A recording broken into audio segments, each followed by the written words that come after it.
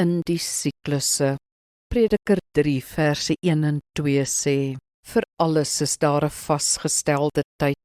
Daar is 'n tyd vir elke saak onder die hemel, 'n tyd om geboorte te gee en 'n tyd om te sterf, 'n tyd om te plant en 'n tyd om uit te trek wat geplant is. Die hele natuur leef in groot siklusse, dag en nag, die getye van die see, die maan se sirkelgang, die seisoene, die jare om die son, alles wentel in vaste bane.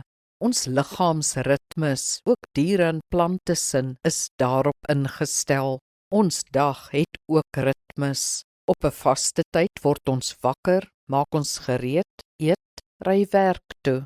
Die werksdag het sy eie ritme en vanmiddag keer ons terug, eet, ontspan, maak gereed vir bed en gaan slaap. Gee die Here sy plek in die ritme van jou lewe, 'n vaste plek in jou dag of week. Maak dit vas deur herhaling.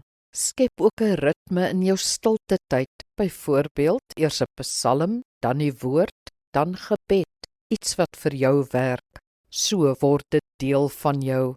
Ja, dis hoe ons gemaak is.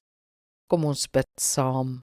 Vader, ek is deel van die natuur, van die aarde. Ek leef in pas met sy ritmes. Help my om my verhouding met U ook deel te maak van my lewensritme, 'n volhoubare, werklike, waardevolle deel.